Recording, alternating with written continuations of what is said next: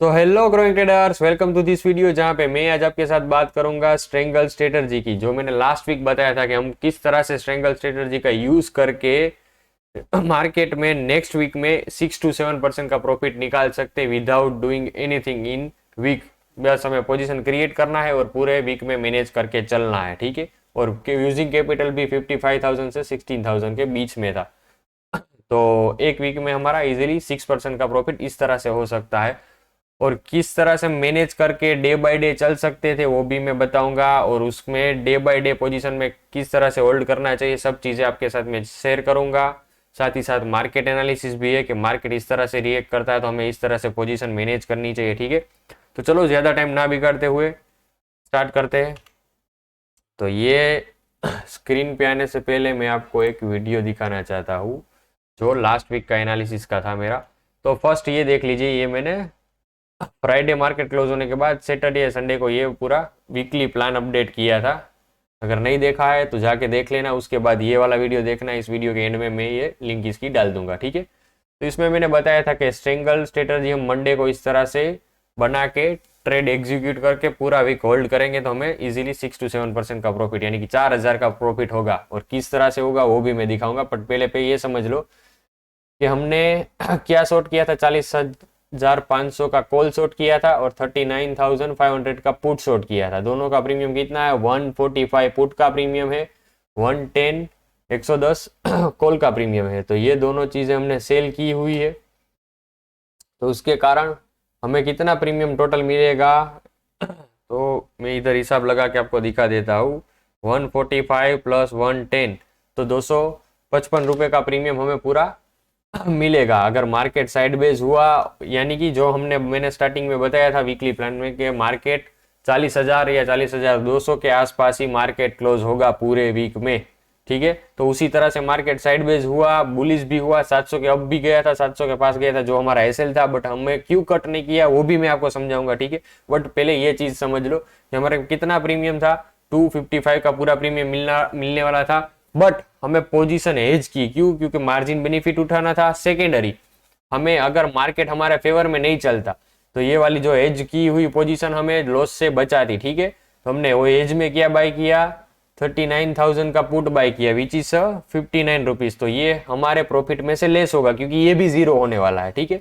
तो 59 लेस कीजिए, उसके बाद 36 रुपीज वाला जो कॉल है हमने एज में लिया था वो बात कीजिए।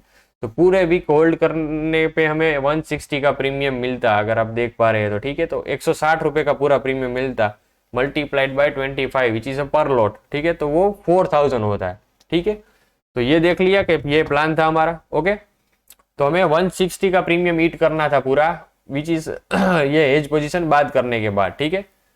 तो ये पूरी पोजीशन थी। अभी इस पोजीशन का पूरे वीक में क्या हुआ ये मैं आपको स्क्रीनशॉट मैंने लिए हुए वो 1 बाय 1 शेयर करूंगा, ठीक है। तो अभी हम आ जाते हैं, वो एनालिसिस था 26 का मार्केट जब से क्लोज हुआ 24 को फ्राइडे के दिन। स्ट्रेटजी हमने एग्जीक्यूट की होगी अगर मॉर्निंग में ही तो सेम प्रीमियम हमें मिला होगा क्योंकि मार्केट साइडवेज ओपन हुआ हो था, 12 बजे तक साइडवेज ही रहा था, 440,200 के आसपास ही ट्रेड कर रहा था।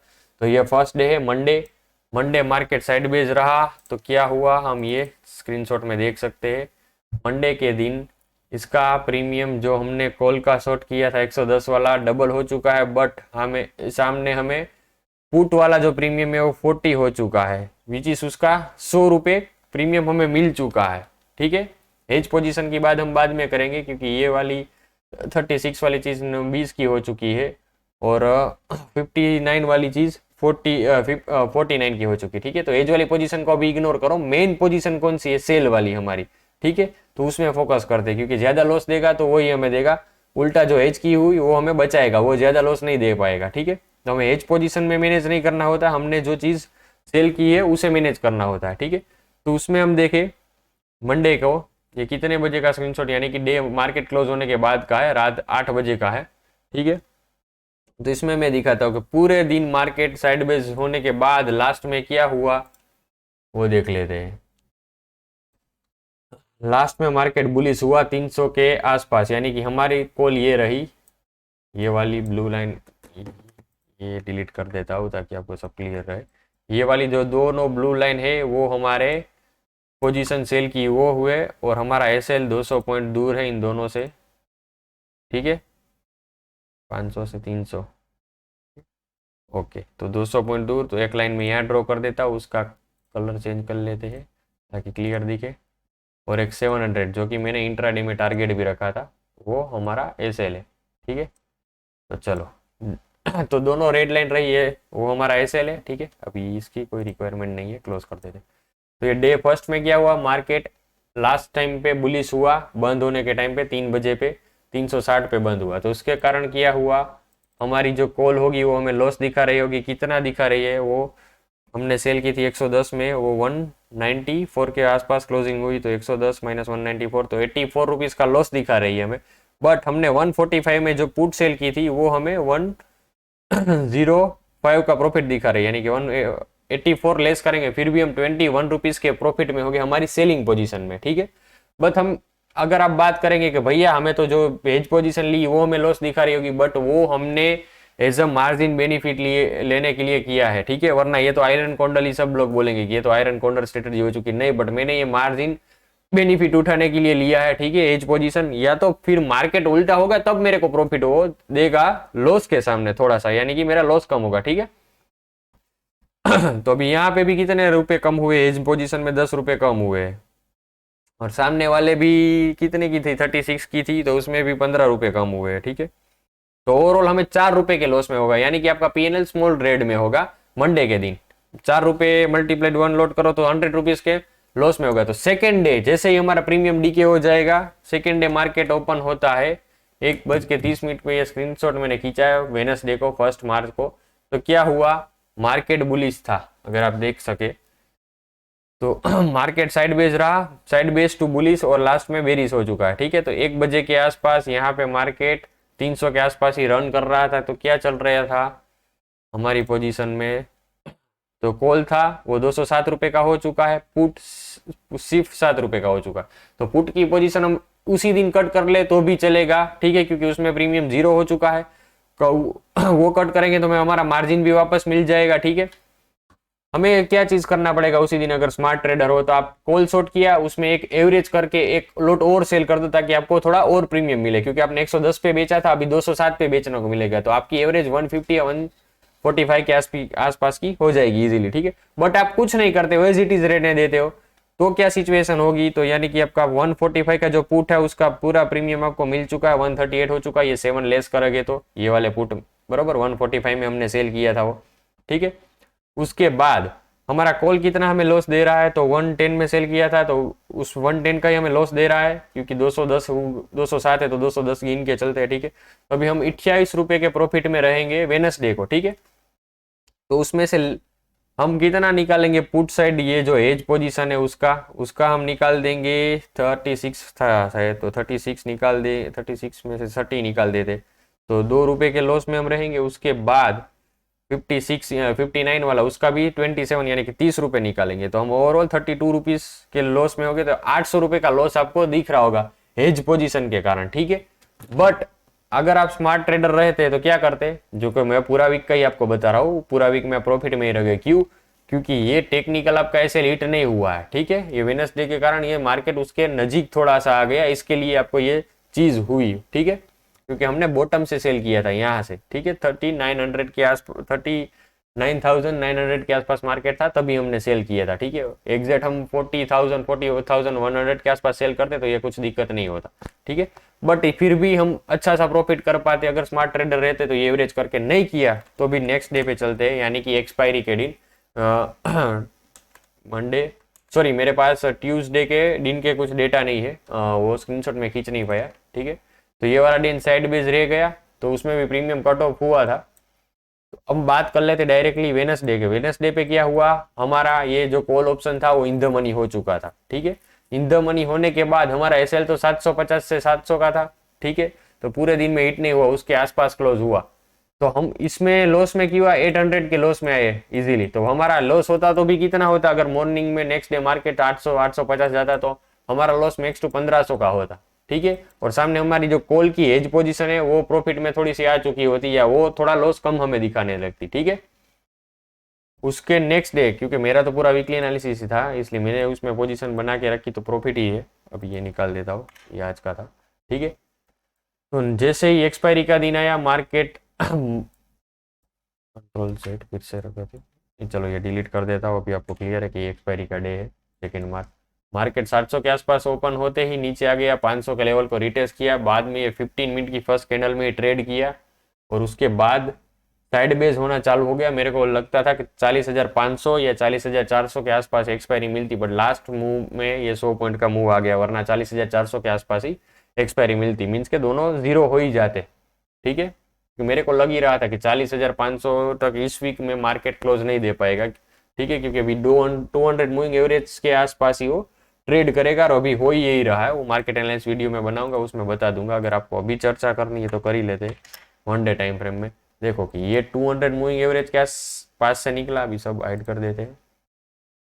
ये बुलिश एंगल पिन, उसके बाद ये हैमर कैंडल हन को हमने ये रेड वाली जो स्पिनिंग टॉप कह सकते हो, हैमर कैंडल कह सकते हो, ये हमें बोल रही थी कि भाई bulls are ready to take over, ठीक है। बुल्स ने टेक ओवर कर लिया, अब अपने ये लेवल को फिर से रिटेस्ट कर रही है और मुझे लग ही रहा था कि यहाँ से रेजिस्टेंस फेस होगा 700 से, तो सिमिलर वही चीज हुई, 700 के आसपास रेजिस्टेंस फेस हुआ और फिर से यहाँ पे रिटेस्ट करने को आ गया 40,300 पे।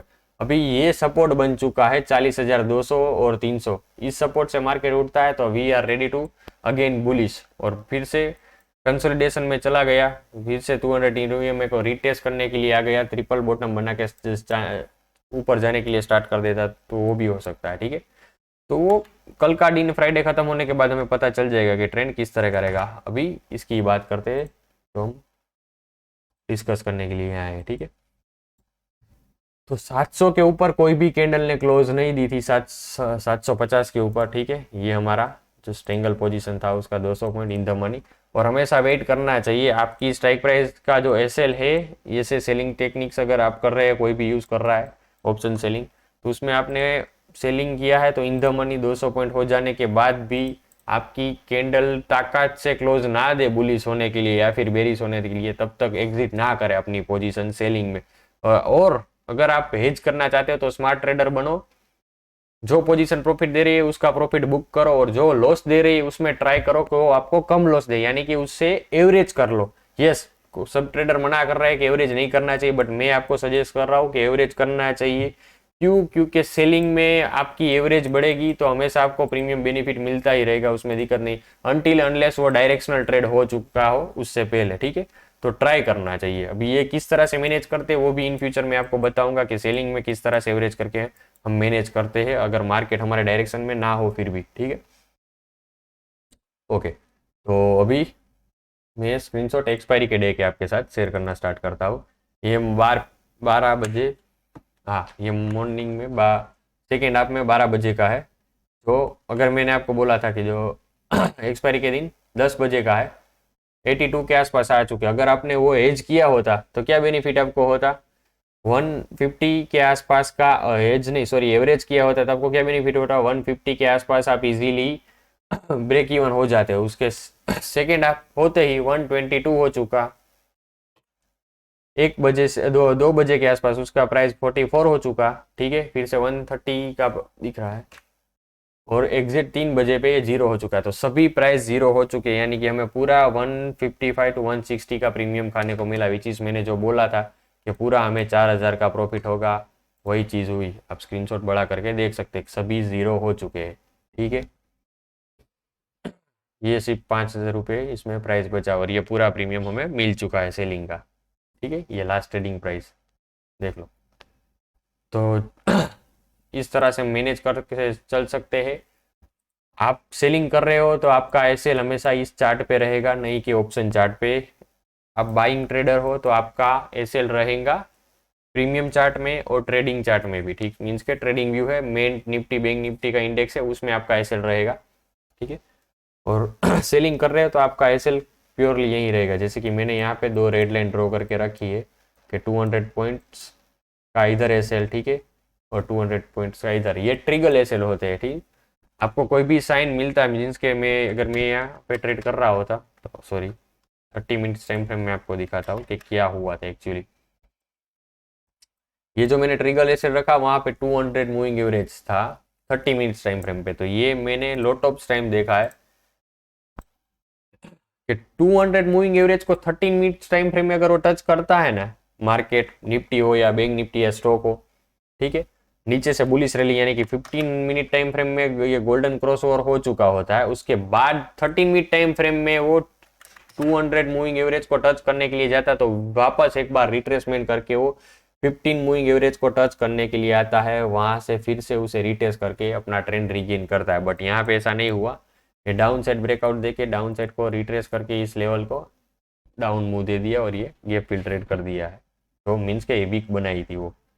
तो ये वाली चीज़ हुई, तो ये चीज़ भी मेरे ध्यान में थी, इसलिए पोजीशन होल्ड करने का मेरे पास रीज़न था। प्लस मार्केट बॉटम पे है तो एक्सट्रीमली बुलिश नहीं हो सकता है। देखो यहाँ पे भी मार्केट ने कुछ टाइम बनाया, वेस्ट किया अपना, अपसाइड रैली देने के बाद फिर से इस जोन को रिटेस्ट किया, तो यहाँ पे भी सिमिलर यही चीज़ होगी, फिर से मेरे ख्याल से 40,000 के लेवल को एक बार रिटेस्ट करके वो फिर से अब यानी कि फोर्थ डबल बॉटम और फोर्थ बॉटम 1 2 3 एंड फोर्थ वाला क्रिएट होगा, वो बना के बुलिश रैली दे सकता है, ये प्लान है। ठीक है, तो वो तो मार्केट एनालिसिस की बात है, वो शेयर कर दूंगा। ठीक है, ये स्ट्रेंगल पूरा बताना था, वीक में किस तरह से वर्क कर सकता था बता दिया। All the best. और वो जो अगर नहीं देखा है तो इस वीडियो के एंड में मैं वो क्लिप डाल दूंगा, किस तरह से हम स्ट्रेंगल स्ट्रेटजी प्लान किया था और किस तरह से हम किस मार्केट में ट्राई कर सकते हैं और कब हम कर सकते हैं, उसके लिए मेरे को कमेंट्स करो। मैं स्ट्रेंगल स्ट्रेडल सब सेलिंग स्ट्रेटजी आपको सीखनी है वो बताऊंगा, किस तरह से हेज करके ट्रेड कर सकते हैं वो भी बताऊंगा, और किस तरह से न्यूडली सेल करके यानी कि credit spread, bull spread, debit spread, ये सब चीज हम वन साइड बाइंग और सेलिंग करके किस तरह से हैंडल कर सकते हो आपको बताऊंगा। ठीक है, ओके गाइस।